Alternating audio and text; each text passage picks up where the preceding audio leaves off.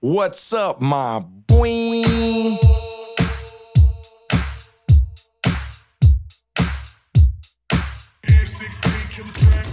From that city with juice, ain't no pity or truces. When we dip and gun smoke's conclusive. Don't act clueless, hella foolish in the 90s. And GP shotgun when we ride. Solid on the yard, name hard on these streets. Dim my crimes, gangster rhymes on dope beats. Still fuck laws, ain't no pause in our demeanor. Rest in peace, Muggsy and my road dog creeper. Ways to put it down, no fear of new cases. Years ago, though, it was guns and chases. 714 on my shoulders, kept it active. Roll like soldiers, G-code ain't passive. Still macking ratchet, still packed at the waist. Still stacking racks, still flash when they hate. Now it's podcasts and videos with pretty hoes. Me and George banging orange till the city's known, really though. Oj, we keep it moving smooth like every day. Every day. They gonna know that homie, we don't play. It's going down for sure, for sure. Real G's in this industry. So they gon' know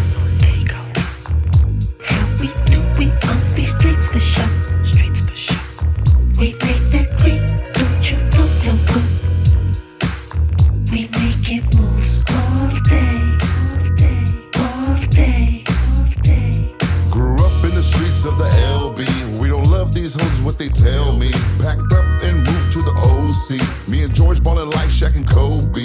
Fuck bitches, get money, living wealthy. Bad bitches screaming, let me get a selfie. Big stop, GP, some real G's. SideDick is the general of an army. XG podcasting in the morning. Don't say F, here's your warning. That other bullshit be boring. With some goofy ass question that's corny. Tommy, let me finish my story. Shooting shots, game 6, rubber orange. Smoking blunts in the bus while I'm touring. Now welcome to George Perez Stories. Oj, we keep it moving smooth like every day. Every day. They gonna know that homie, we don't play. It's going down for sure, for sure. Real G's in this industry. So they gon' know how we do it on these streets for sure. Streets for sure. We make that green, don't you know, loco? We making moves all day, all day, all day, all day.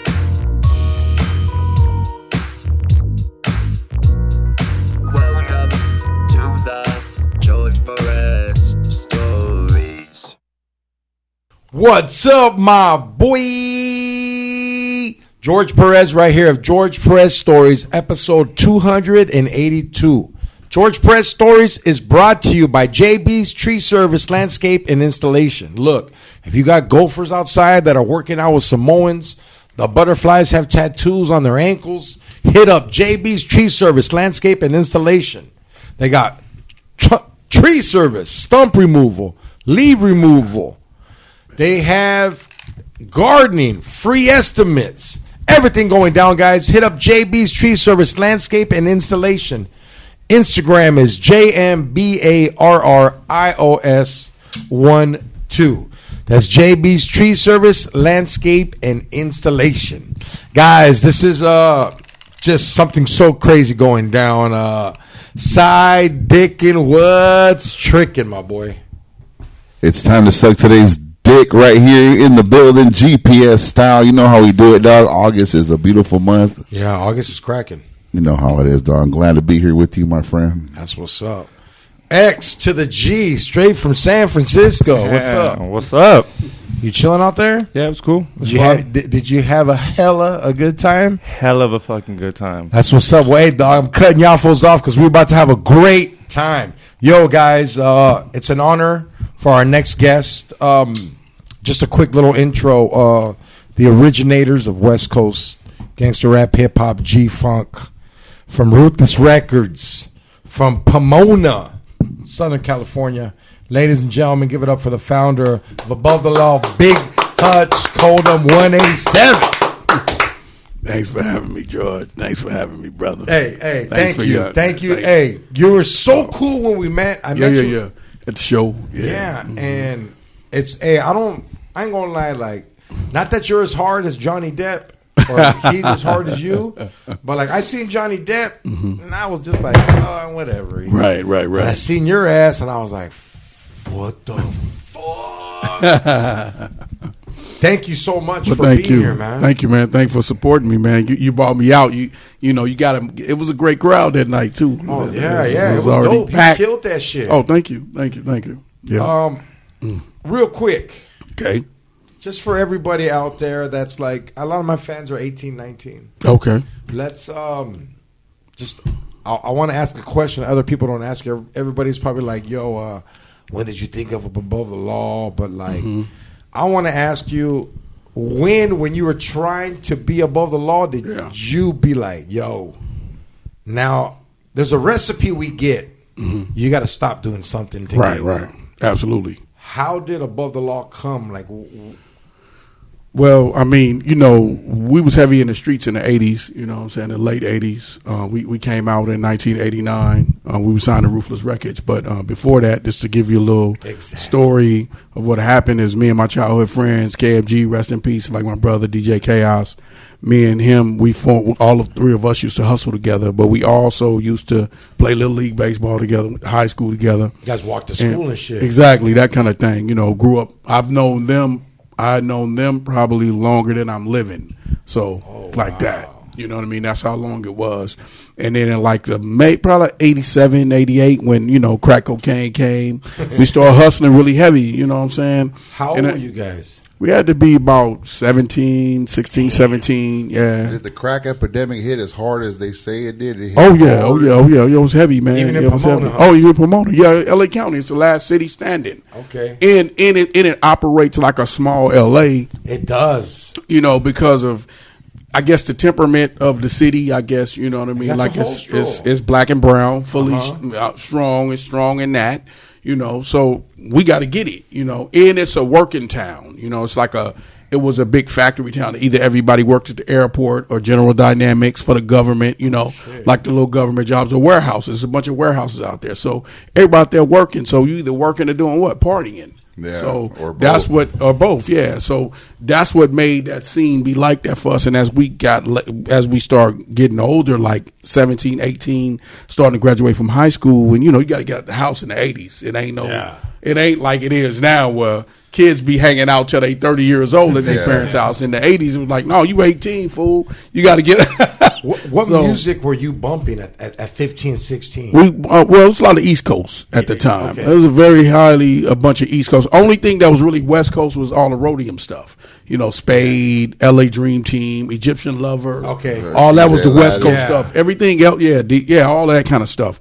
All the more mix master type of, the K-Day mix master stuff, mixtapes and stuff like that was going around. Yeah. But the only thing that was West Coast was kind of like, Egyptian Lover, World Class Wrecking Crew. Yeah, they got LA down. Dream Team, stuff like that. But the rest of the stuff was East Coast. It was big. Run DMC, Eric B. and Rakim. We love Eric B. and Rakim because we was hustling at the Yeah, time. that It was was paid the in shit. full Yeah, album. paid in It was full. What crazy. about funk and oldies? That was Oh, well, yeah, I mean, mandatory, well, right? for us as in the streets in the West Coast, all we listened to was Gap Band, Parliament Funkadelic, since like elementary. Maze, Well, that was- Willie Hutch is my uncle. People, that's my uncle. Well, a lot of people say Yeah. that was the foundation of G-Funk was P-Funk, right? Absolutely, yeah.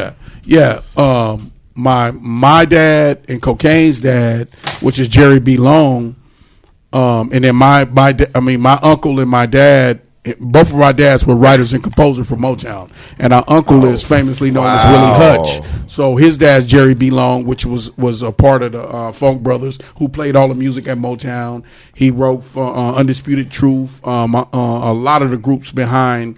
He played behind and written and composed. That's Cocaine's dad, Jerry B. Long. That's crazy. My dad is R. Hutch, who wrote for the Dramatics. Yeah. He wrote for the Miracles. He wrote for the Jacksons, the Dramatics. Commodores.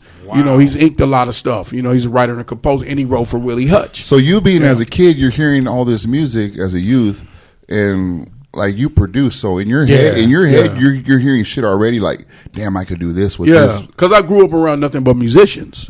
I grew around nothing but musicians and writers. So for me, music was first. I played 3 different instruments in high school. I played bass guitar, trumpet, and piano. I'm self-taught piano by my dad. Rest in peace, Richard A. Rest in peace, Willie Hutch. Rest in peace. And Uncle Jerry. So I came up like that. When I started, the funny thing about it, when I started hustling, just to bring y'all up to that part, when I started hustling, my crew was like, well, you're the music motherfucker in the crew. You know it, like, I knew it like the back of my hand. So I was always appointed to pick the music, do the, or orchestrate the music and everything because I knew it, So that was kind of my gig. That's what kind of thrust me into producing a lot because I had a high knowledge of it. And back then, we went to studios. The crazy part about it is they'll get street kids. We kids going to the studio, spending our hard-earned hustle money, and they'll be like, "Oh, what that button do? I don't know." And run your tab up, and you might get one song. So I started learning everything and knowing from my uncle and my dad how it all works. So we start saving money and start really producing some serious records. What were you using? There's like a certain kind of mixer back then, right? Yeah, I mean, basically, we were on the what is it? The Tascam 8-track. Most studios had the Tascam. Yeah, that was the one for that era right there. Yeah, they had that one, which was the 8-track, then the 16, and then when I got with when we actually got the deal with Easy. Okay, okay. Then it bumped up, but the basic equipment that we were working on was that, and it was only it was regular like keyboards, and wasn't a lot of sampling back then that you could like a sampler. It was just SP12. Okay, at the time it was only that, and then certain keyboard Juno 106, boards like that. It was really simple, basic stuff for hip hop. I mean, it was only 2 drums, 808 and the 909.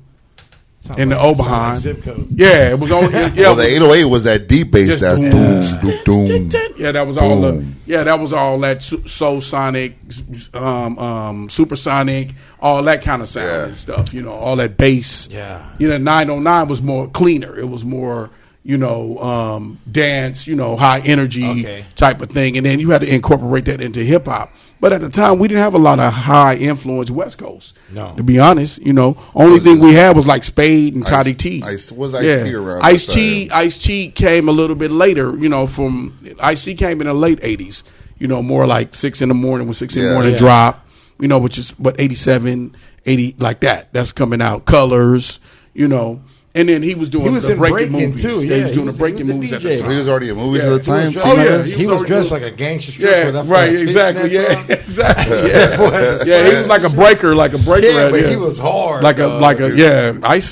Shout out to Ice-T because Ice-T is probably the first person that really set it off for the West because he was the first person that really was talking about like the reality of with Colors in 6 in the morning. Those records were like really depicting.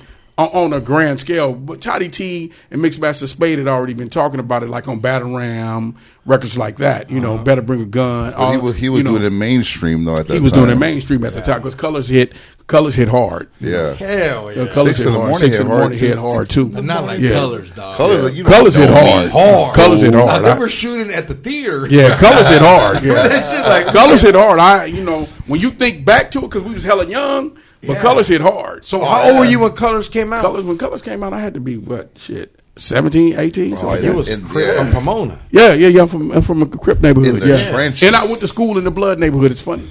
Because my pops didn't want me to go to school with none of my homies. He wanted me to go to school on the north side where a lot of my family lived over there. Okay. On the north side. You're like, I need backup.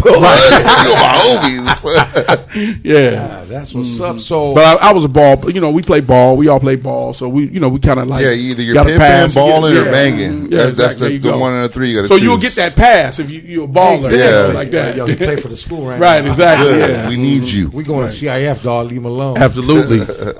Where did you watch Colors at? Did you go with the homies? Cause we went to the homies. It was like the represent. Oh, right? hell yeah. No, Colors was, hey man, let me tell you something. It was like Warriors, huh? Hey, when Colors came out, it was the West Coast Warriors. Yeah. Yeah. And I tripped off Colors because Colors, it kind of gave you the whole blueprint of how it all worked, all the politics. Yeah, we ain't fucking around out here. There you go. Yeah, it gave you the politics. It showed our side of town. Food shooting up funerals and all kind of shit. I didn't know it was gonna go that deep. I didn't know that. Yeah. They the East Coast county. They gave how the county politics work. They were separated. Yeah, and all that. exactly. Because the East Coast they had breaking and all that shit. In the East Coast, the Colors was our thing. Yeah, they did breaking here. Remember, they did breaking here, which was But Colors was the first. I think was the first real movie. Then New York did New Jack. See, I like Colors because Colors was different from Blood In, Blood Out in the movie South Central. They focused on the prison politics. Yeah. Colors was giving you the street politics. Yeah. Like, yo, dog, there's black cholos. Oh yeah. There's white cholos. Cartoon. Like, Yeah, he gave up the whole thing and like, how if the you culture live works. if you grew up in this area, That's where you're it. from. There's no Southern choosing. California, yeah. That's I mean, it. they gave up the goods in Southern California. I mean, on that. But think about when it came out. Yeah. It's 87, like 87, like It was 86, 87. exposing white America to something they Absolutely, haven't seen. And it gave up the LAPD shit too. Yeah, Heavy. they were showing exposed their Rampart ass. before Rampart. It exposed their ass. I used to live on Rampart, dog, for like a month. We drive by there still to go to the Yes. store. And I live with the black fool. Driving while black. That's where driving by black come from. DWB, Rampart. It dog. come driving by while black. Hey, it come dog, from and Fly Rampart. was like, "Hey, homie, don't come to my house after It's 12:30 late at night. Yeah, he's like, What about he's like, you dark enough, they might think you a Crip player. Real. Because it's a straight Cholo neighborhood right there. Got dog. you. It sure is. And he Yeah. was just like, yo, but like we used to live there, and it's my homie. He's from Houston. His name's Steve Fly. Cool ass dude. Super talented, funny comedian. Man. Okay.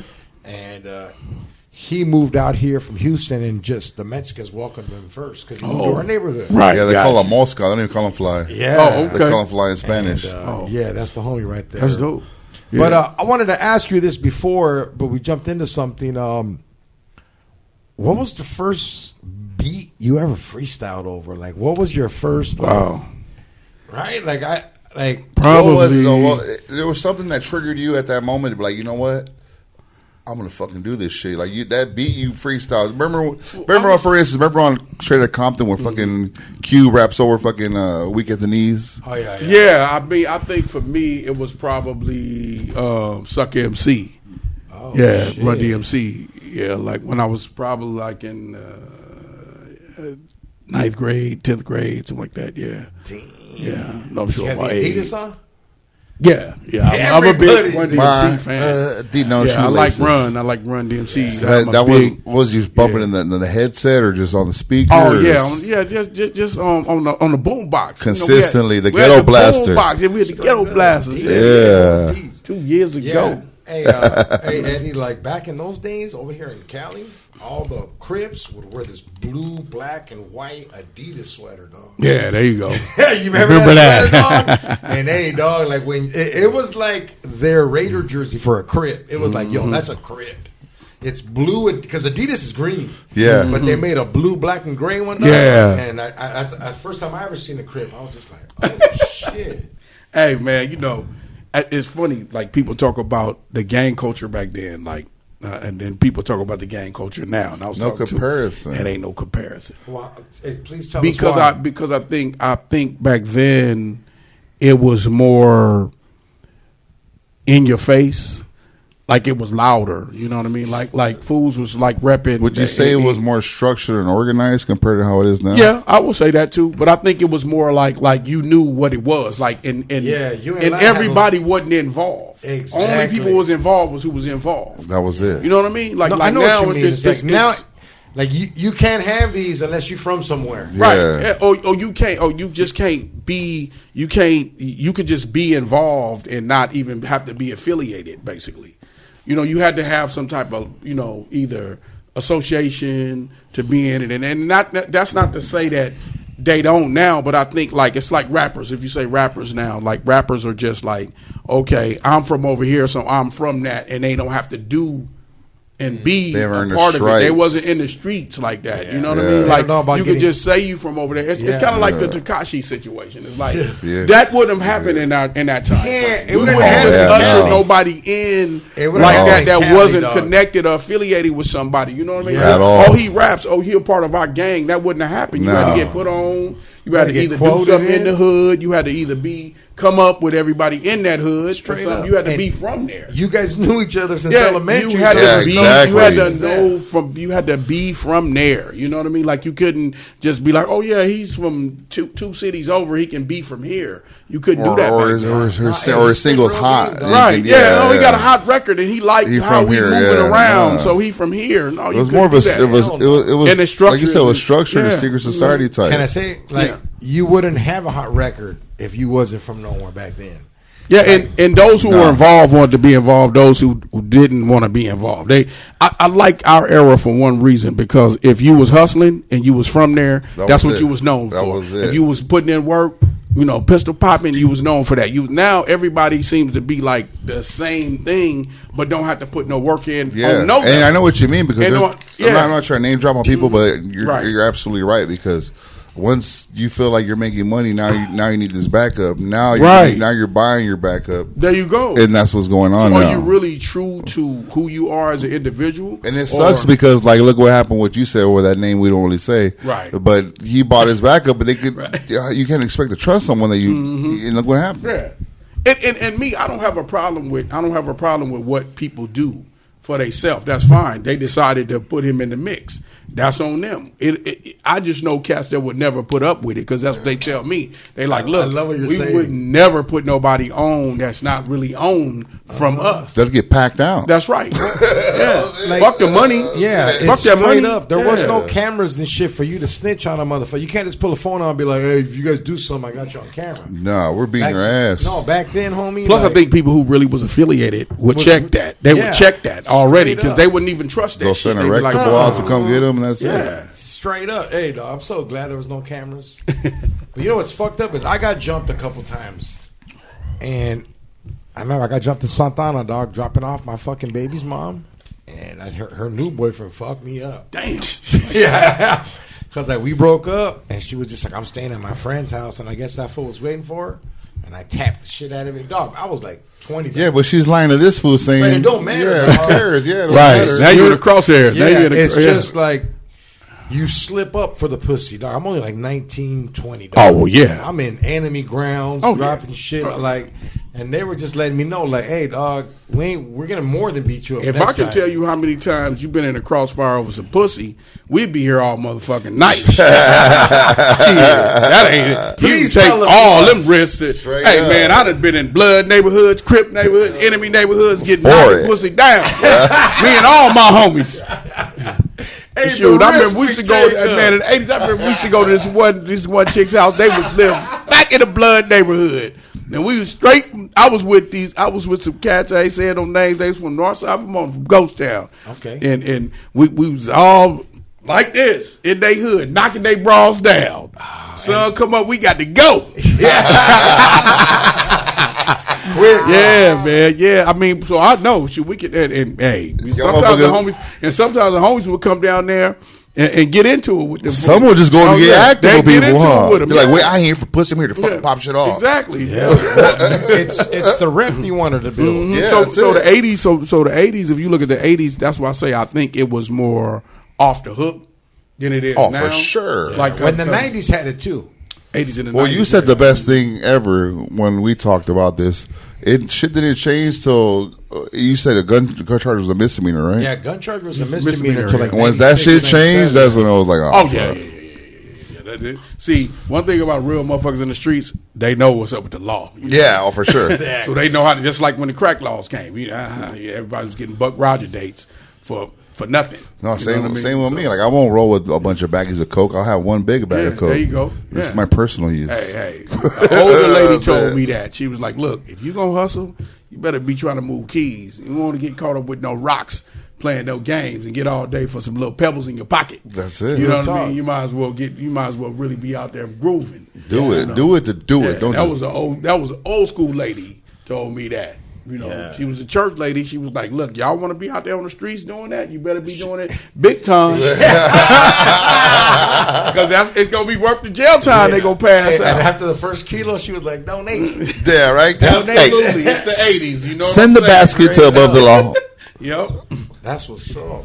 So we're going to jump. Hey, thank you so much for taking us on that trip. This is one question went to a story. That's what I'm talking about. I remember we were kicking it and shit, and us today, we have access to a computer. You don't even need a mic, and you can make a demo. Right. Yeah. You said you guys had to hustle for your demo? Absolutely, yeah. We had to put money up for the demo, right? We took our hustle money, because like I said, we seen like what everybody started doing, like, and we watch Eazy's move really closely. We watch how Eazy-E moved. He took his dope money and Oh, we met Easy because we used to, Gomac, which is Laylaw brother from NWA, used to hustle with us. Okay. So I used to hustle together. And a mutual friend of mine, my boy Dooley, rest in peace, and his brother, they used to run the streets together. And we were putting together, we used to do these like D-Boy tapes. And, just, give them to the homies that riding in their rides, you know what I mean? So we used to give it to them, and they went around South Central bumping the shit out of this shit. And who the fuck is what this? the fuck is that? So they came out to promote it, was like, man, everybody in the city on y'all shit. Yeah. He said, so I'm gonna push it to my brother, Laylaw. This was Gomax said, I'm gonna push it to my brother Laylaw. And at the time, Straight Outta Compton was just taking off. He shot it to him. Is that the vision though? Like, what are you thinking? You're like, yo, so this fool's gonna Easy's gonna listen to this and yeah. Well, so it was hitting already. Straight Outta Compton was hitting. Yeah, it was already hitting. Oh, so you guys are like, what the fuck? It was like, what the fuck? But we saw it start to hit like that, because we got all these mutual friends. The sound get out of in sound. The streets. We like, oh shit, yeah, we got some shit. But we wasn't, we was trying to shop it. Like back then we just trying to make a dope demo and shop it, right? Mm-hmm. And he was like, man, let me see what they talking about. They trying to do this label, Ruthless Records. Let me see what they talking about. So he shot it to him. In the middle of their tour, they said, okay, we love this shit. Wait a minute, these motherfuckers is on some other shit right here. They talking about hustling, being untouchable, all this shit. Because we had Above the Law developed already. Before I bought it to Easy, it was already developed. So when he got it, him and Dre heard it, and they was like, yeah, we want to sign these dudes. In the middle of the tour, they knew we was hustling heavy. So Easy called me, and he was like, look, man, I love y'all shit, homie. Like, he was like, look, homie, y'all can't, how y'all doing all that crazy shit out there.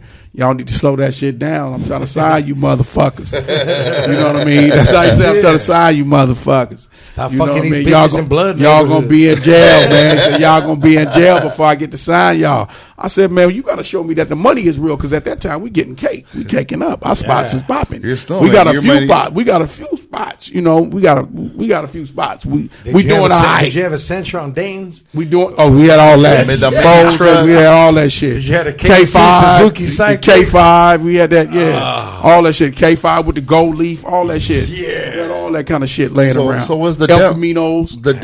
Was the demo living like hustlers? Or? The demo was living like hustlers. That's what I'm telling you. So you and Dre put that together, right? We put it. I put the demo together because the demo was already done.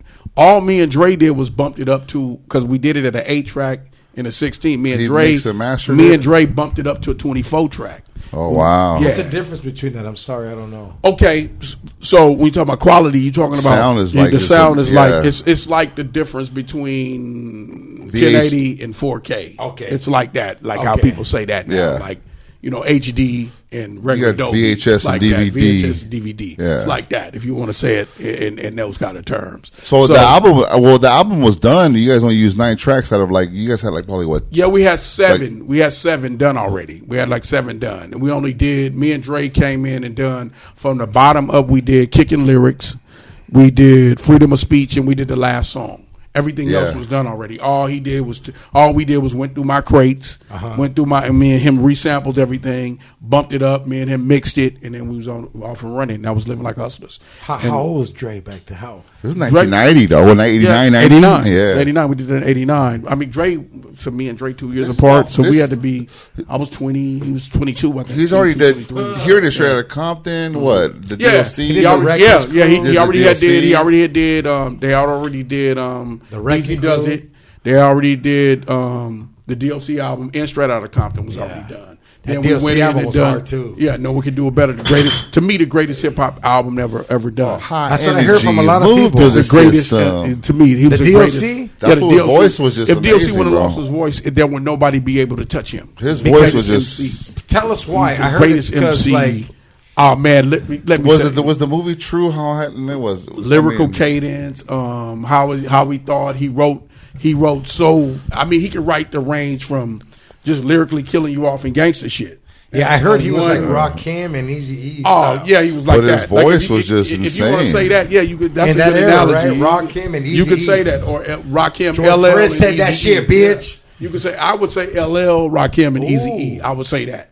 No one could touch the DLC. No one could do it better. No one could touch the DLC. Not even me. And like I said, that's humble. No, I'm just saying. I can now hold my own now. I know. It's like a Gucci hair above. There you go. So No, it's you guys in the same league to me. at least. so to me, like his record was impeccable. You know, so when me and Dre end up bumping up Living Like Hustlers, which was, I mean, that was an incredible album that we done. Please, come on. And that was the birth of Above the Law. And from there, you know, the crazy thing I think about, like, our thing was we never worried about who did what. We just came and did the work. Yeah. You know what I mean? That's how- Like, it's that's how like shit now, is. how it is now, everybody need their props. They want and credit. This person on the beat, that person on the beat. I never worried about that. I just went in and did the work.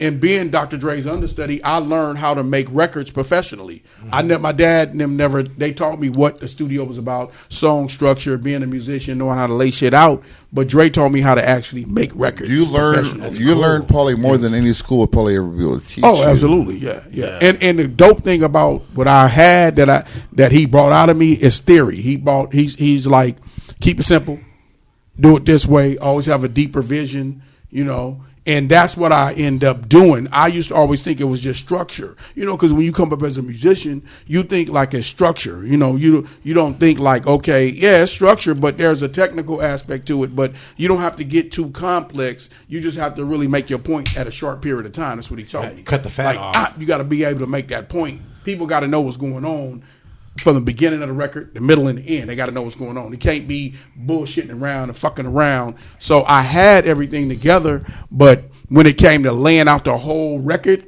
that's what Dre taught me, and that brought me to being able to be a person that created theory in music called G-Funk. Yeah, because you and Dre, with your producing style, you guys have always like a sketch intro to a lot of your popular songs. Not only that though, like who vision. Not only that, like I'm sure, vision. like just as you took some from Dre, I'm pretty sure Absolutely. Dre took some from Yeah. you, Yeah, well, we and learned influenced- from you know- even off that. Yeah, my theory my theory was always this: like, when I come around, I'm gonna do something that's gonna like be melodic, moving, you know, eerie, dark, fly, and I think that's what he started picking up off of me. Well, you're bringing a whole perspective and style that he's not even used to because it's your style. Because you got to realize when we created Black Mafia Life was one of the hardest it was albums done ever. At the same time as Niggas for Life was done. Oh, Yeah, it was see, I recorded at the same read time. something. Same year release? Saying it was released. Released 45 days apart. Not only that, like no disrespect, if you listen to Niggers for Life, I got it. BLM, and then you listen to The Chronic, there's so much similarity between those three albums. Right. So much. I was like, wow. Yeah, because what I was trying to do is I was trying to be different than NWA. Because NWA was more boom bap. Yeah. So for me, I was Plus, they were radio, not to talk shit, but radio. Yeah. You know what I mean? Yeah, but at that point, I mean, Evil Visaga and think Niggas for Life was a hard record, but Yeah, that's- like when I done Black Mafia Life, it That was a the most. darker record. Yeah, out of all three of them, Yeah. yours were the most rawest one out of all three. Right. And see, when people think about G-Funk, they think of like a certain type Nate Dogg of singing like on a right. funk- It's those are the elements of it, but Or I'd rather fuck you, easy. but that's not it. It's more like when you hear. VSOP. When Yeah. you hear VSOP, or when Looking you hear, for that or when you good hear stuff.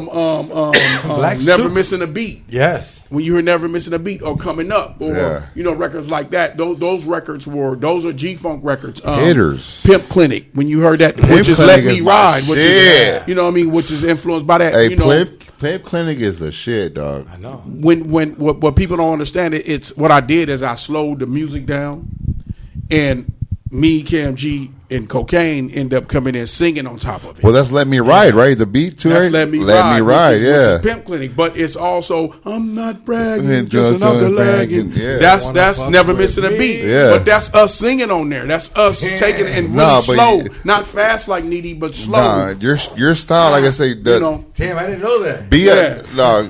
Black Mafia Life is probably the rawest version and uncut. yeah, out and of that's all the three blueprint. of those albums. That's the blueprint. When I was at Appetite for Destruction video, Dre asked me, like, when he was listening to the record, he was like, "Man, what you call it? We just call it G-Funk. Like, you know, I just slow shit down, keep the That's- same hip hop elements to it, and then put gangster raps to it."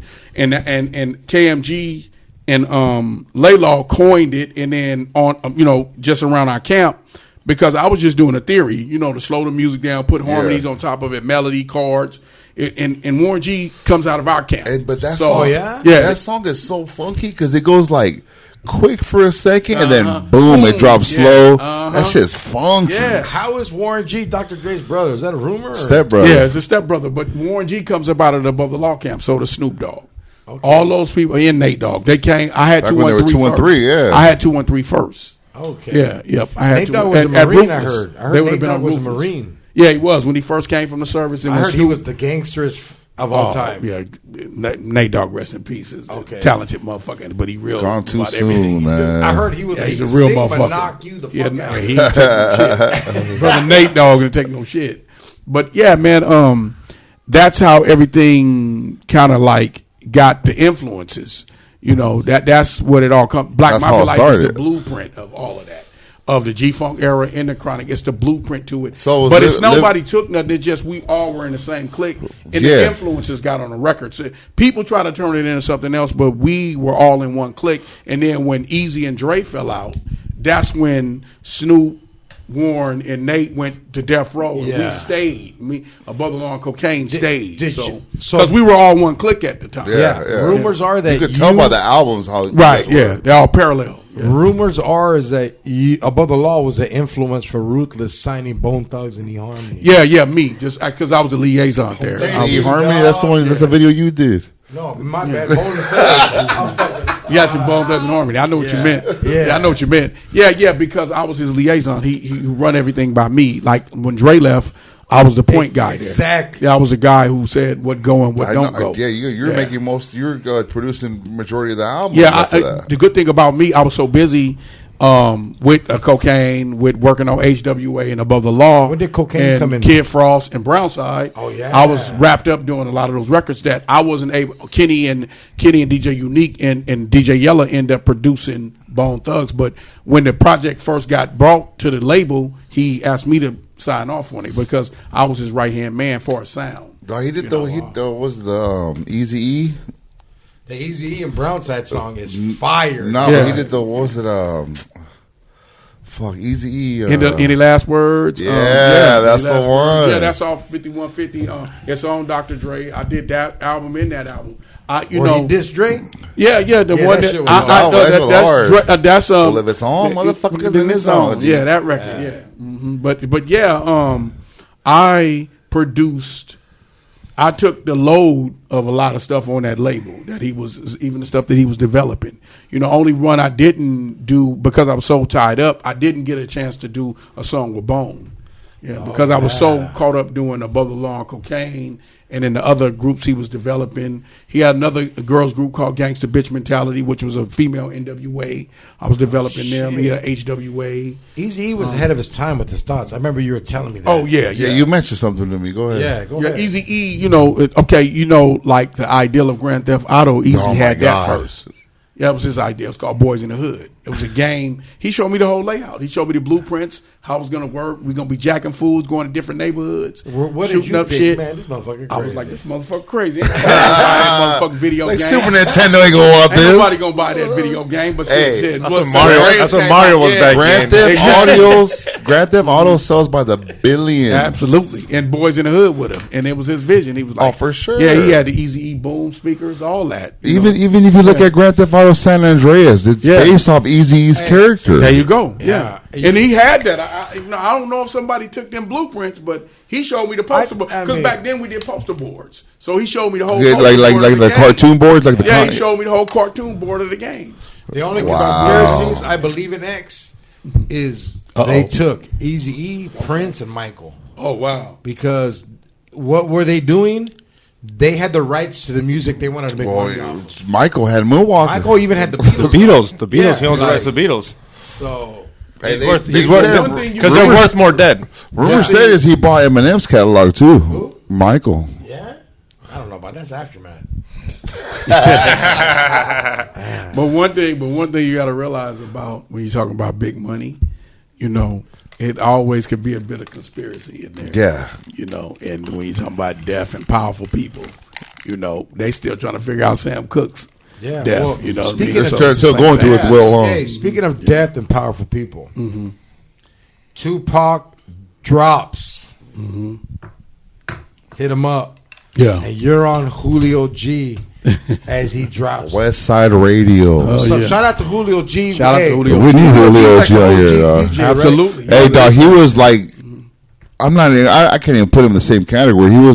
He's not, he's above Funkmaster Flex. He's above Oh, I K think so. Slay. Yeah, I would say that. He's I would above, say dog, that. he was, I would say that. when hits came out that were hitters, Julio G would I would drop say them, so. dog. I would say so. How does it go down? You're there and he just drops Tupac diss on Biggie. Did you know about it? No, I didn't know. Please about tell us. Hit the 'em day. up? Yeah, You're in the studio Yeah. when they first played it. Listen. The first word it says, "That's why I fucked your bitch, you fat motherfucker." I can tell you this. It's the truth. I can tell you that.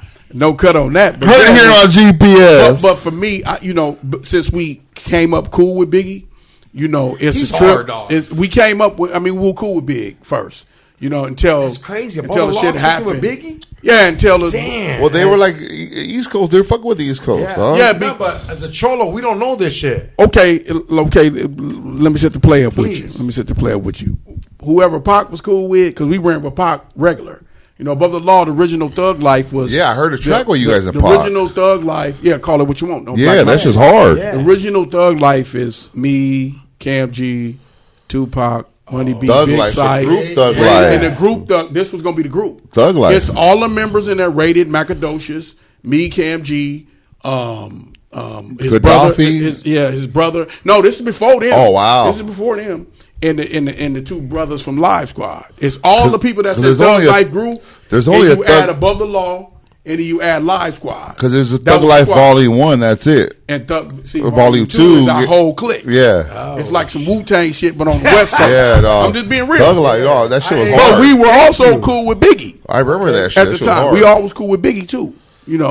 Rest in peace, Big Stretch. You know what I mean? But we also was cool with Biggie as well. But what happened was when the shit went down at Quad Studios. Yeah, he took 5. Yeah, it kind of.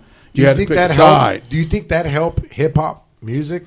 As far as people are like, what No. the fuck, I think they're it destroyed shooting each it. other? Nah, It- I think it destroyed it. Yeah, Okay. that's Our what era, I think that was the demise of our era.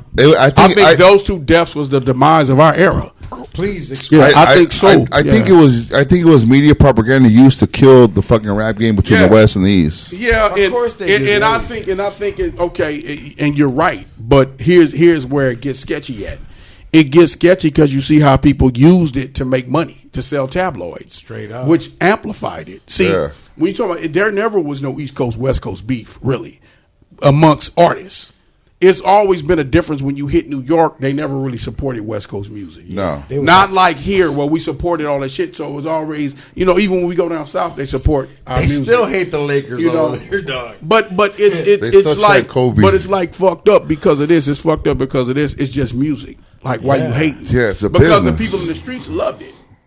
So when they heard the Brother Laws, the NWAs, the Too Shorts, They they love love that it shit. Yeah, 'cause it's they the can't get that in the reality of East what's Coast. because it's the reality of what's going on. Like it's the reality of what's happening. Like even when you look at, I don't know if y'all seen the Wu-Tang TV show. Yeah, Oh, that yeah, shit yeah, was yeah. hard. Look at how they put the focus on West Coast music. Them dudes on the West Coast is killing it. They Yeah. let y'all know that we was killing it. Listen to Biggie on seen Ready the to Die. formula. There you go. What do you say? wanna We say- got to do them Calvin's Broadest numbers. Yeah, and you got to realize when I met Biggie was a big Above the Law fan. Fuck Yeah, he was like, man, I love y'all, man. And I was gonna work on Life After Death, but him and Pac fell out. So you can't. Yeah, I feel you. So that's my friend. First of all, Pac ate at my mama's house, so that's Yeah, my partner. it's- you That know- was my partner. Yeah. Pac was around us like when he hit LA or when he hit. Where he was around us all the time. He was around us before he was around Death Row Heavy. So there was just Pac loyalty. was around us at Ruthless. He was I because Digital Underground and Yeah. Above the Law. We have the same. Their manager was our road manager, H. and Gregory. Oh, okay. So we spent a lot of time together. Yeah. Rest in peace, Shock G too. Yeah. The one that put Yeah. the sand on And your also tan. back then, I heard Tupac was messing with like fools from Vallejo.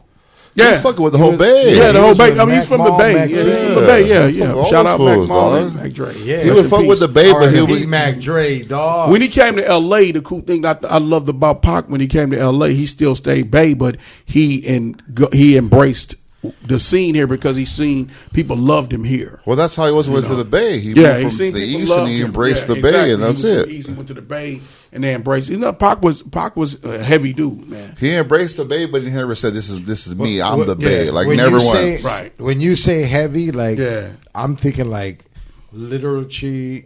That's Cholo style. Cholo, little Okay. cheese. Literal Okay. chi. Dog, Pac's eating at his mom's house. No, but I'm trying to say those. I can just see this young man that possesses power, like How- 60-year-old. How old was he at that time Yeah. when he was at your pad chilling Shit, eating with probably, moms? I mean, he probably was. Because had to Pac be like died young. 20. He had to be like 20, 21. something And like he that. was just ahead We of was his barely, I time. think 21. We was barely going to clubs. Was then. he still fucking Jada? He never. I don't know. Him and Jada are good friends. I know Jada really cool. Yeah. Him and Jada. I don't know about if they got down, but they're very close friends. Well, you met him at what? I- 2019 you met him? What, 19, 20? I probably met him at 19, 20 years old, like 19, 20 years old. Around Yeah, when I first 2019, met him. around there? It was right when Same Song was out. Because the funny thing about Call It What You Want, the record that you're talking about, it was supposed to be Shock G and Money B.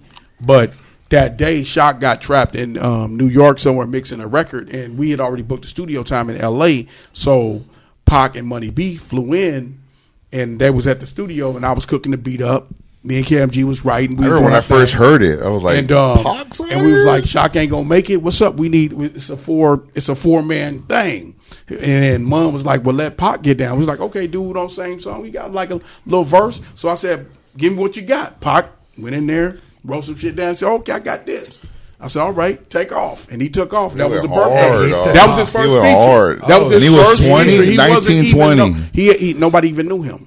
But he Right. did Call It What You Want. Nobody knew him. Was this before Same Song or after? This is after Same Same Song. Song. But So it's he's like before barely- It's before Brenda had a baby. It's before He's all that. barely- That ain't barely- even came out yet. Barely touching base into the He was game. just a feature on that one song. Yeah. This before Juice. This before Wow. all of that. And when I heard that song, I was like, damn, he sounded so, Polished. polished. Complete. Yeah. Yeah. Veteranish. Yeah, like, it was his first record outside of doing. you put that Same song with something that close to he died to is similar fucking tone and everything. So I think when I say heavy, I say this. This is the reason why I say it, because he could talk politics, street shit, religion, everyday bullshit. Yeah. No, That's yeah, how heavy he was. Someone said it best, like, dog, he can drop I Wonder Why I Call You Bitch, and then drop Dear Mama right after. That's what I said. I said it on the podcast. He said that. Yeah, I said that. No, it's real because I always say, dog, who can write Shed So Many Tears and then write motherfucking Hit 'Em Up? Who can do that? Who can go from there to there? Yeah. Who can go from there to there? Who can? Usually, cats stay in their lane when they like a militant dude. They stay in that lane. They don't when they Yeah, like a Public deep Enemy- person. Public Enemy don't They got a stay in strip that club lane. song. There you go. Exactly. There you go. They can't. What's Pac's strip club Like you song? said, toss it up. Toss it up. Who can This do how toss you it up toss and then it. yeah. Hey, dog. Who can do and keep your head up? Exactly. Who can do toss it up and Yeah, then keep your head up? I think I seen an interview with Shock G when he said that shit. Like, dog, yeah, he was so versatile. Yeah, compared to the everyone dude else. could, like I said, he could sit down and talk to you about it. Like he could talk to you about politics, gangster shit, bullshit, going to fuck a bitch, all that. Yeah, shit. he could tell a girl like, Yeah. look, I called you a bitch for this reason, and you didn't know why. Yeah, highly intellectual, and you know, Pac was about the people. He was about the struggle. He was about the hustle. He was about the grind. He didn't believe that people should be suppressed. All of us, black and brown. He didn't believe in none of that shit. He didn't believe what these motherfuckers was passing out. I mean, his background is Panther. Yeah. He's Even as a Black crack Panther. feed Was he mama. born in prison?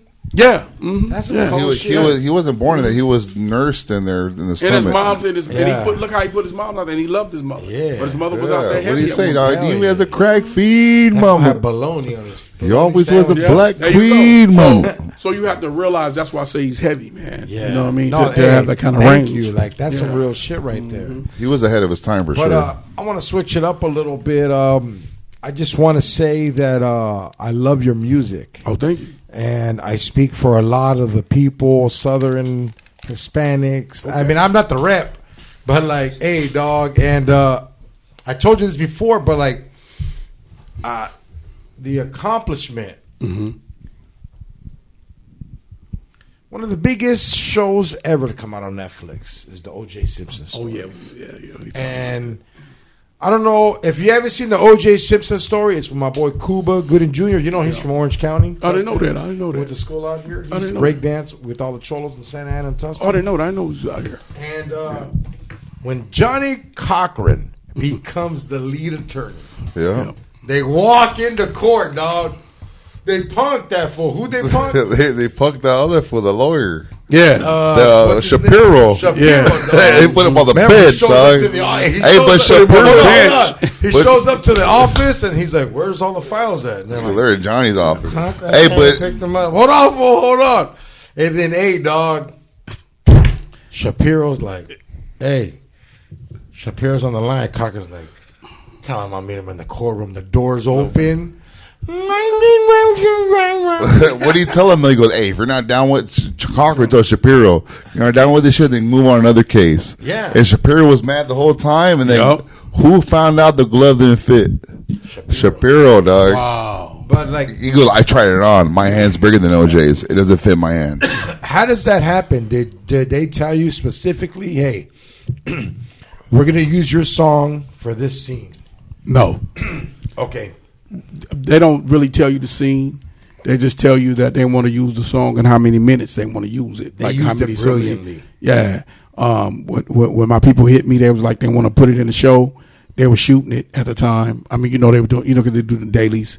When they rap, they're like, okay, this music, we want this music in this scene. We want this music in that. So they call you when they're in post and telling you where they want to put it at, but they don't tell you the specific scene. So I had never seen it.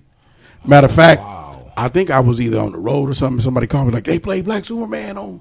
I knew they were going to do it because my publishing people told me, and we got paid. Episode. Yeah, we got paid for it. So I'm like, okay, I knew they were going to do it, but I didn't know the scene because they don't send you the scenes. Oh, they get the credits. They get the credits and the rights for it. Oh yeah. They have to, because when they're edited and everything, they have to clear it. Yeah, so they just clear it, but they don't tell you where they don't tell you what scene it is, nor do they send you the clip. They don't send you a clip or anything. They just say we gonna use it for these many minutes at this rate. It's gonna be 2 minutes, a minute and a half, or whatever for this rate. They don't send you the scene. So I was like you. I was blown away when I seen it. Because people was calling me like, "It's on. We turned it up, dog." Johnny Cochran on the door opens. This fool watches the. Because you don't think if nowadays if I he doesn't even watch the whole series. I wouldn't post it. I'd been didn't post it. He doesn't even watch the whole. He watches two things in that series. That part, and then when they go quit OJ, the whole series, when they tell OJ he's not guilty, like he goes, "Watch this. When they catch him, and then hey everybody, OJ Simpson represented every minority. He went to SC. No, it's not even that. He represented every minority in this case because he was a minority that had money and could challenge every fucking step the cop took. And you know what? He challenged every step and they failed. A lot of us don't have the money to challenge those steps. Have you guys ever seen the promo picture of OJ Simpson with Black Superman on it? No. It was a promo picture we done. Yeah. That shit is hard. I want to show. I remember it's his picture where he processed in. It's that picture. It's the mugshot with Black Superman on it. I remember getting food stamps at Nick's check cashier with my mom, and they were selling OJ "Don't Squeeze the Juice" T-shirts during the trial. Shit. Yeah, I should have bought one, dog. That shit was be a collector's now. That shit was historical. Well, hey guys, we're gonna take a quick break. We'll be back in a minute. Hey, you, you got Bush? You definitely do. If you haven't tried the best products from our sponsor today, Manscaped, taking control of your bush is important. These products are so good, you're going to be showing pride in your new bush-free yard. It's a fact that you will have the best kept nut sack on the cul-de-sac. Save big and be the most hygienic version of yourself by using our discount code TakeAShower for 20% off and free shipping at manscaped.com.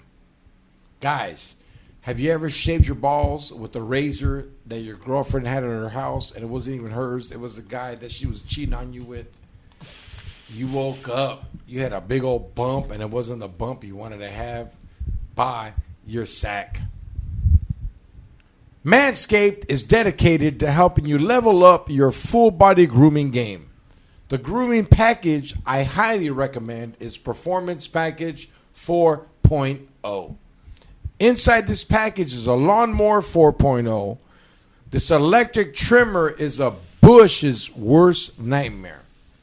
This trimmer is designed to reduce grooming accidents and shave hair on loose skin.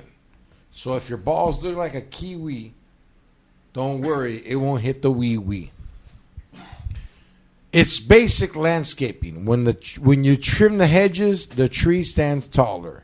Second best tool in Performance Package is the Weed Whacker. This fine-tuned nose, ear, hair trimmer will make sure your nasty nose pubes are under control. Instantly, add some pep in your step with the Crop Preserver, Ball Deodorant, and the Crop Reviver Spray-On Testy Toner.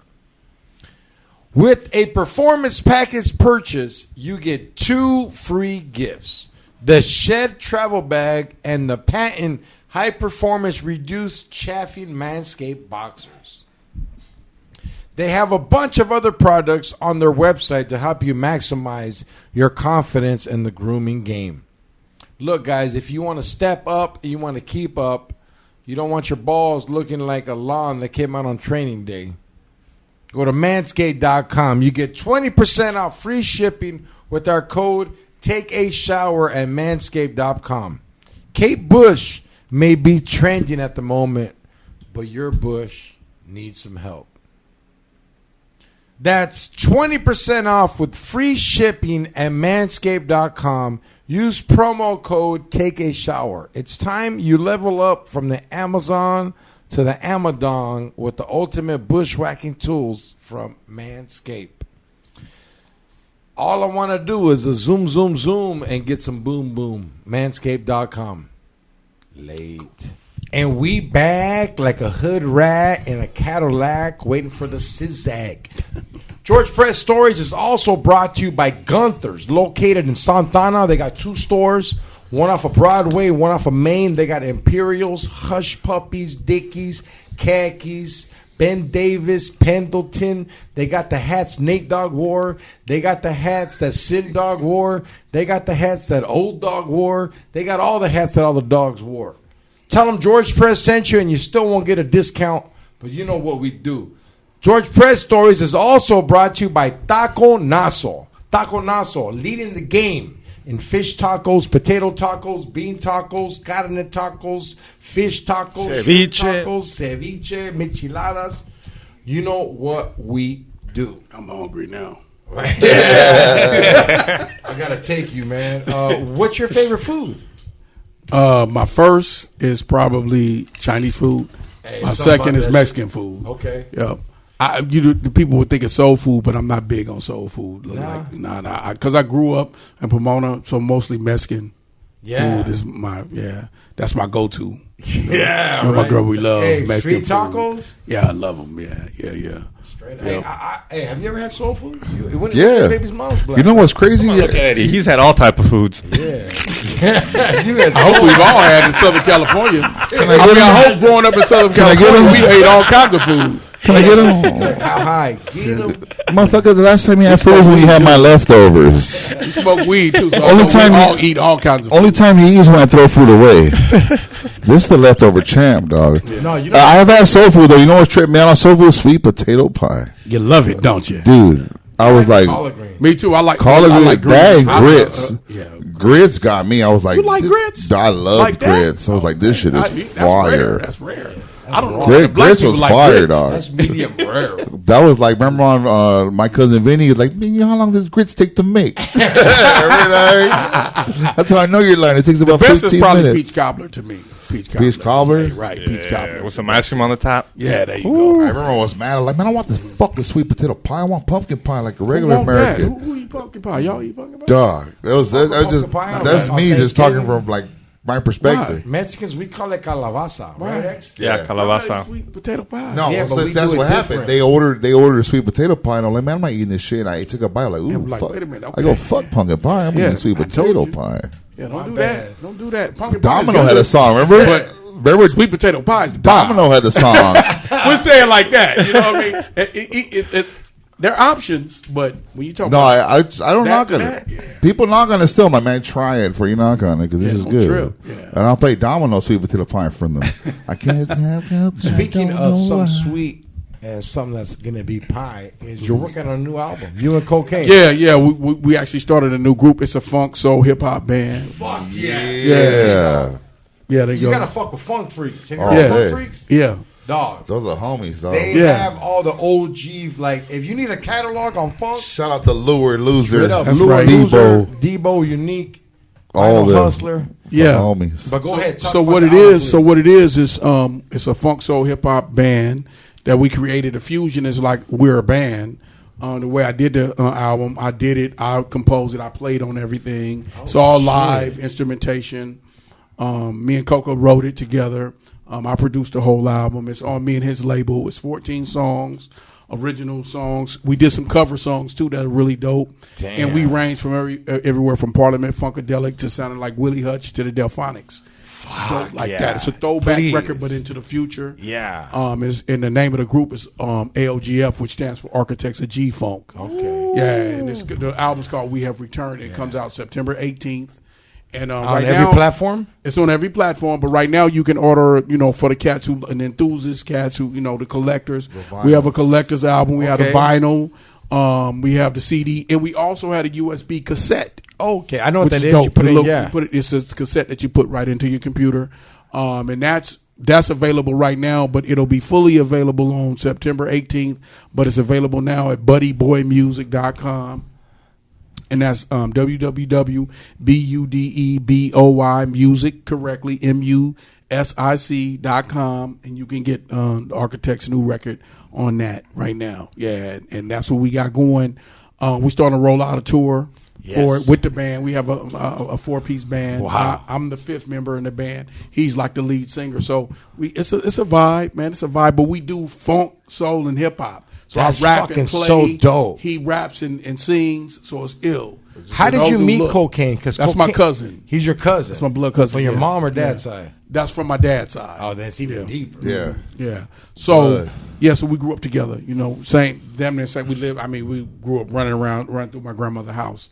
From- Yeah. Hey, shout out to Cocaine. Shout out to Cocaine, Cocaine. we fucking love you, man. Yeah, man. Cocaine is the Original. most featured artist In the in world. the world. Yeah. That's proven. The thing that people are going to love about this album that he went from a lot of different ranges. I mean, we covered. I'll just give you a little insight on the record.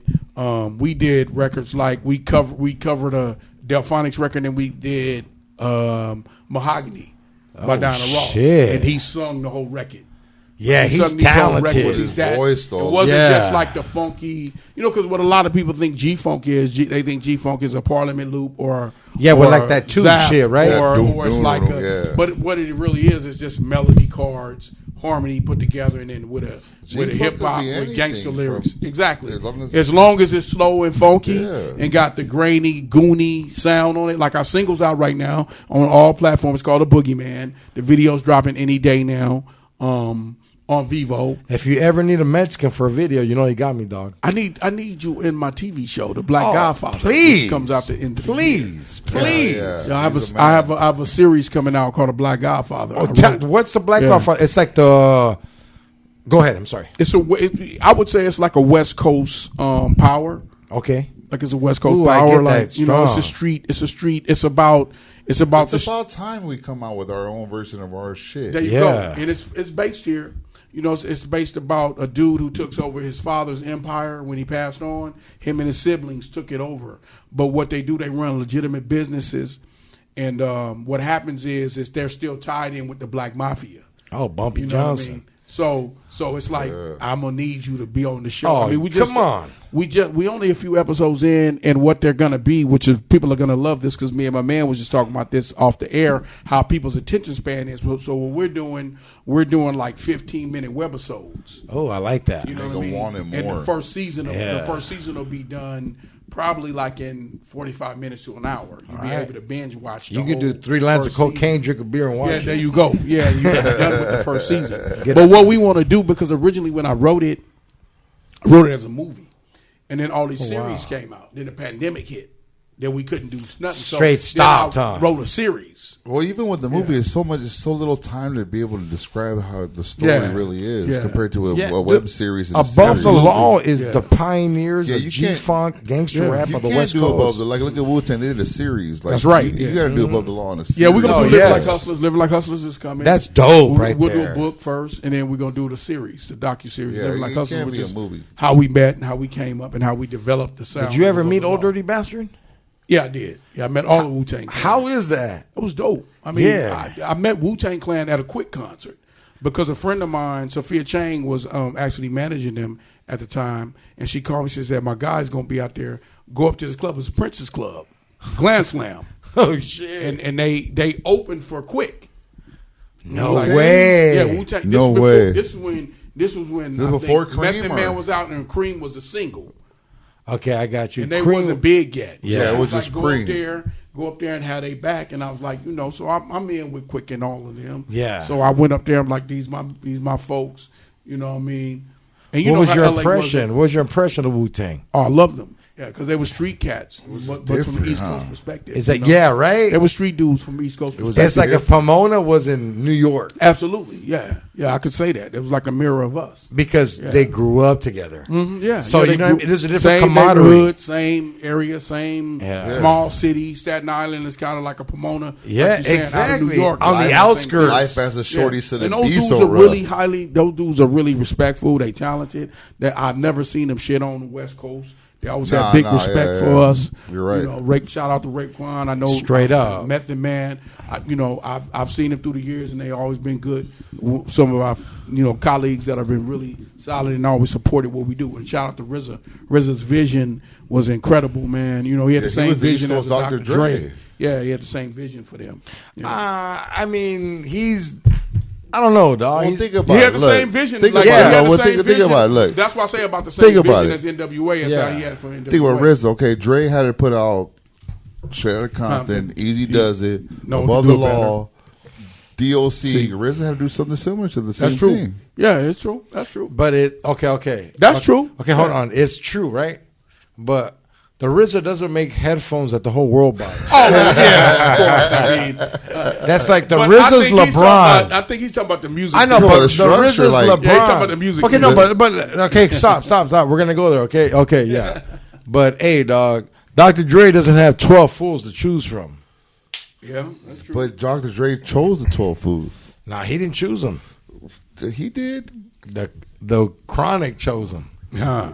Nah, you know what? I understand what you're saying, but like, I mean, RZA was bad. He the was RZA bad. is hard as fuck. It But- just- Yeah, but I think Wu-Tang. I think Wu-Tang did something that changes the course of how you look at East Coast hip hop. Straight up. They had us- Straight So up. I can They had us bumping symbolize it. them to like NWA, in that sense. But I think I didn't even look I at it like wouldn't that. put it nowhere near that category, but it was No, kinda I mean I said I similar, could look at it like that. You know what I mean? 'Cause it was just a Because But they different gained lifestyle. respect at a place that never got it. Yeah, at all. and if you guys look at the and they're from blueprint, if Staten y'all look Island. at the landscape, then we was killing it. Oh, Straight yeah. up. We was killing it. There was a blueprint. Was the Yeah, West Coast we was rap killing music? it. We was killing it until they came along, and then like the Bad Boys reemerged and all those things. The West Coast. I was seen a killing it. documentary where he goes, "Homie, if the West Coast didn't touch the rap game, we'll be still saying, ha ha ha ha ha." Yeah, I believe that too because I was there. I believe that because I was there, fam. Like I'll say, like if it wasn't for Eazy-E and Ruthless Records, hip hop would be over with. Yeah. It wouldn't have never They got elevated legs. it, It wouldn't dog. have never got the legs that it It has. elevates now. a storytelling. Do you remember what we talked about in the dressing room? And I remember you were like, Above the Law, NWA, we changed hip hop on the Yeah. West Coast. And Yeah. I said, Oh, yeah. there's one person that'll disagree with you. Who's that? Jerry Heller. Yeah, but I mean, well, I will say this. Let me say this about Jerry Heller. Please let the world. No one knows how he was. Without Jerry Heller, it wouldn't be no us. Because you got to realize it's 1987, 88. No one's listening to whether we call it reality rap, whether we call it gangster rap. He was the only one that was able to go in there and go to war with those dudes and say, really put these kids on. What they doing so has right. a value. You know what I mean? Now, did I agree with some of his tactics? No, I didn't. Do you think maybe he thought in his head like I bring more to the table than you guys are paying me for, so that's why I'm doing this? I think Jerry was like every executive back then, is that he looked at it was an unproven thing. Like, hey, just sign this and I'll give you that. Right, it's an unproven thing. So a lot of things that happened when we were coming up was the fact that, I took this risk, I put everything on the line. Yeah. But he gambled big. But at the end of the day, once the people that's doing the work, you trying to overshadow them or overstep, you got to realize you don't have a position without the music that Dre did. We all done collectively. You don't have a position at the table. Yeah, he was like Jerry Krause on the Chicago Bulls. He was like, I assembled this team. Absolutely. Like, That's no, a good analogy. it was motherfucking That's Michael. a very good analogy. Thank you, dog. That's a very good analogy. Hey, I'm getting props right now. That's a very good analogy. No, it's the truth. Because I'm going to tell you why. Because when we came to the conclusion to say, do we still rock with Jerry or do we not? And it means breaking the team up. And you killed it without him. Easy stayed with Jerry. Wow. And everybody else went on and took another step and stayed who they were. Yeah. But Jerry, think about it. Jerry, which proved to me what you're saying. We could have had any GM. Exactly.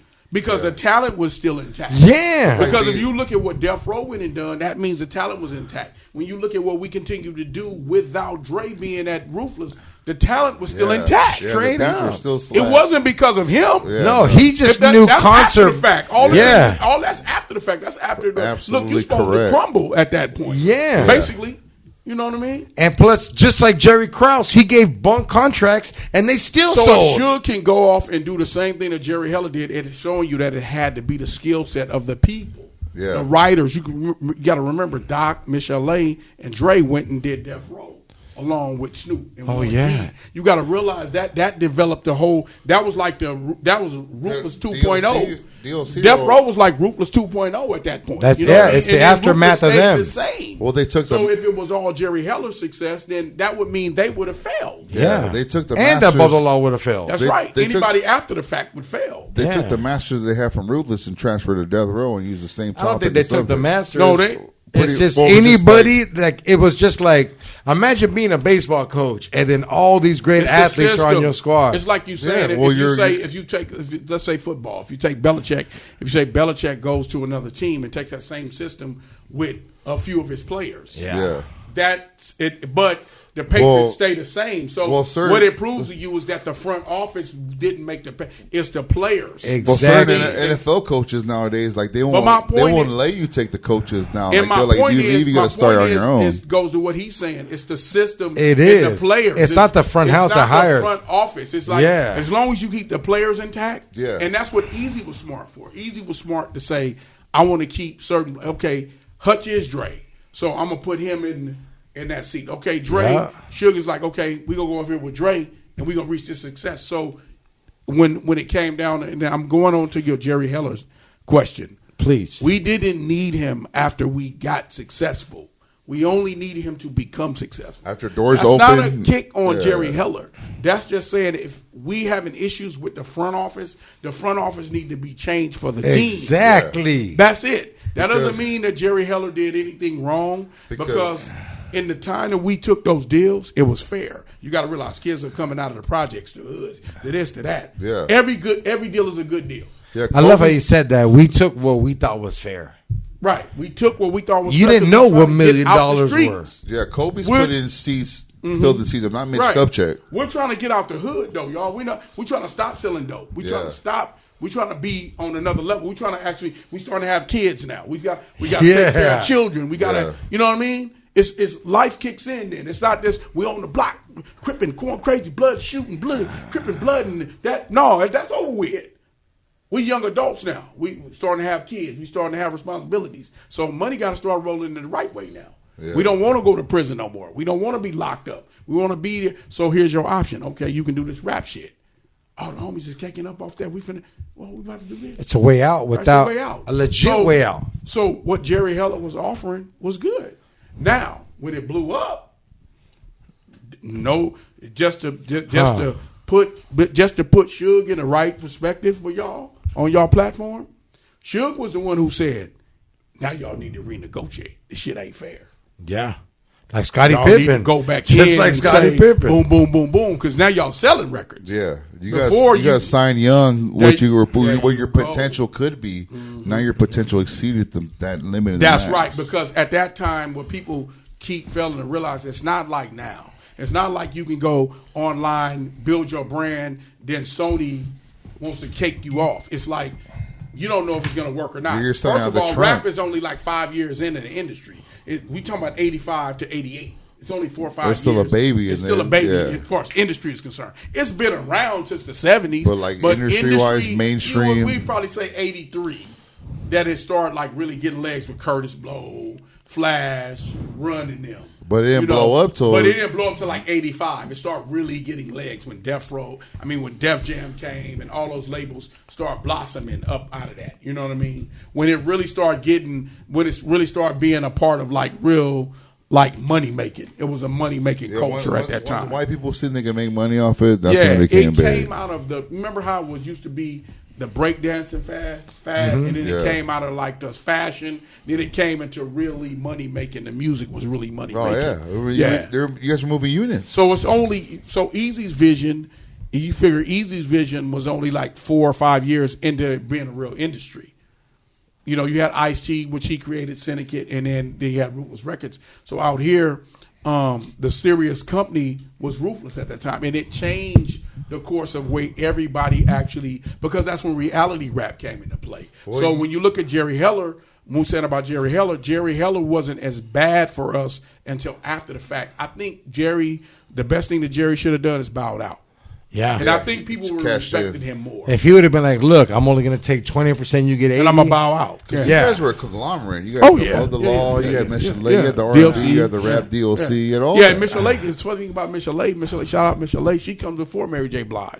That's the original R&B princess. That's right. That's the hip-hop R&B. Yeah. She has a kid with Dr. Dre and Suge Knight. That's right. That's dog. That's me. That's me. He's with the producer and the executive producer. Right. That's me like having a kid with his sister. 2 different time frames, but you're right. Yeah, no, hey, it trips me out because, like, yo, dog, something in my heart. She's a hell of an artist, too. Michelle A is a hell of an artist. No, but, like, the fucked up part about Michelle A is, like, fuck, dog. She never gets. Our generation did her dirty. Yeah, she never gets. We should have gave her an album. Like, we didn't. Right. We didn't. She never gives her. You know, her first record was so huge. I think her first record was so huge. I always give props to Michelle A because Michelle A is kind of the blueprint to Mary J. Blige. Well, she featured a lot of stuff, and too, I love though. Mary. I love Mary, no doubt. But she's the blueprint because Mary. Because I think that Andre, rest in peace, Andre Harrell. I knew him. He kind of patterned what he did with Mary. Him and Puffy kind of patterned what he did with Mary is what Dre and Eric did with Michelle A. Oh yeah. She was the first R&B prince. Yeah, she was. Yeah, R&B hip hop. Yeah, her stuff was R&B and hip hop. Yeah. I gotta sneeze, dog. Go ahead. Talk, fool. So one thing for me is, 1990, you do Living Like Hustlers with Dre, and then Dre drops the Compton album for the Straight Outta Compton movie. Speeding Up.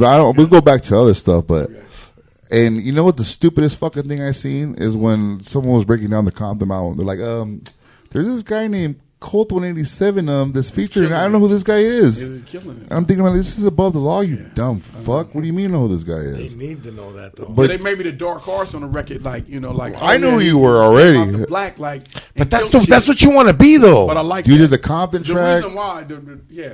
The reason why I like. Go ahead, finish what you're saying. You did that Compton one. You did actually. There was a few tracks on there that you got credited for on there, and I was like, wow, like this is for me. I thought it was dope because I instantly in my head like, okay, the Chronic, the Detox is coming out soon because he's fucking with everyone again, obviously. Yeah, the greatest, the greatest moment I've had is being able to work with Dr. Dre and being his understudy first. Secondly, straight up. Secondly, Dre understands, me. You know, he gets me. You know, like he understands that this dude is like a hell of a, you know, mindset. You know, I just come in and I do the work. You know, I don't really have no problem with like, you know, people putting me in a box or people saying this. I just come in and do the work because I love music first, and he knows that. So he's gonna always pick up the phone and be like, Hutch, what you think, man? Like, I'm going this direction, I'm going that direction. Like, Well, that's the article I read. They were like, he showed you like 6 or 7 tracks. Yeah. And you were like, no, they were all slappers. Oh, like, yeah. hard. It's incredible. I mean, for me, like and for us to, I tell people this because what people don't know, it's what Easy always wanted. It's what Suge always wanted. For me and him to always be in a room together at some point. You know, and I think people don't understand that because when you deal with so many great people and you deal with where we came from, our bloodline and everything, and this music, they don't really understand when cats go off and do what they do. I always been the kind of dude that's like, when I do it, I do it. You know, I don't do it all the time, but when I do it, I do it at this level. You're going all in. Yes. I'm going all in. 100%. When he called me in, it really was we was having a listening party. Yeah. And then we had some records. That was laying around, and he was like, "What about this? What about this?" He said, "I want you on this." I never asked to be on the project. I was around the movie a bit. He was just feeling it. And he was just like, man, shit, it's like old times. We vibe and we listen to some stuff, and we pulled it off. You know what I mean? And that was it. That album That's how that underrated. came. Oh, yeah. Underrated big time. I think because the movie's so huge, and I think that people were so caught up on the movie, it kind of caught the record up. They were expecting a different soundtrack compared to the one they got.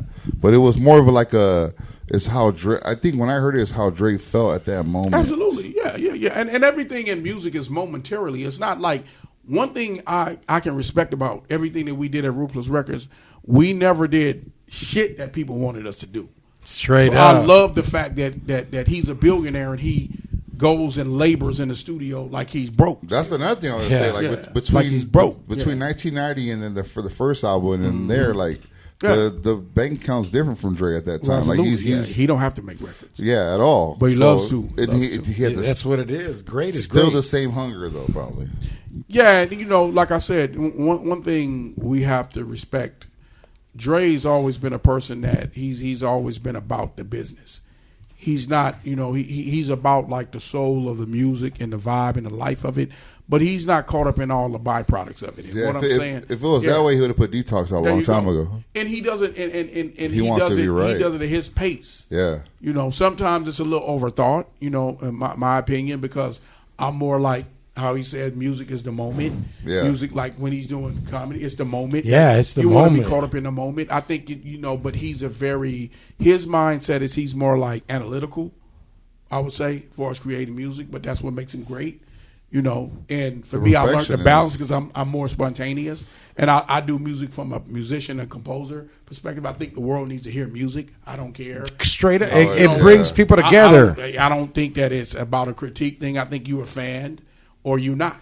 Yeah. I think if you like funky music, if you like country music, you're a fan of it. I don't Yeah. think it's one of those perspectives that where people got to make it so perfect because it's art. Yes. You know, how we walk is art. How we talk, how we, you know, How we slow our words fuck. down, how we fuck is art. Yeah, some All girls the want to rhythm. get painted. It's a rhythm. So I don't think that you should wait that long, but I think for him, the greatest thing that he's accomplished so much that he doesn't have to worry about that part of it. You know, I just wish he would just let loose a little bit. Making us wait makes us want something great that he might not pull through with. it's just Say Better that he you will, a but pussy. no. When she make you Yeah. wait, you stay with it. When she give it quick, you're like, fuck this cracker. Yeah, but it's art. So art wants to be showed. Art wants to be Straight displayed. up. It's like the universe. It's like Drake you could wanna, put out a fucking album with no music on it. People were like, yeah, for those- somewhere. those stuff over there, no but you matter put what. yourself up to ridicule because, like my man just said, like you wait too long, then all this other stuff, music changes. Music, I think that's what straight happened with up. the Compton your album. jump shot gotta be.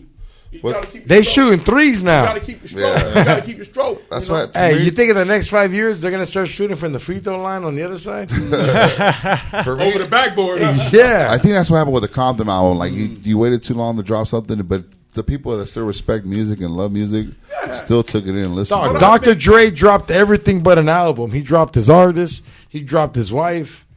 But I Got think, an aneurysm. that's just because you have people's voice. I think people love the piece of art. I think it's just too many critics now. that have a whole bunch of say that They've never even been around. That'll stop you from making records, man. It's You can't.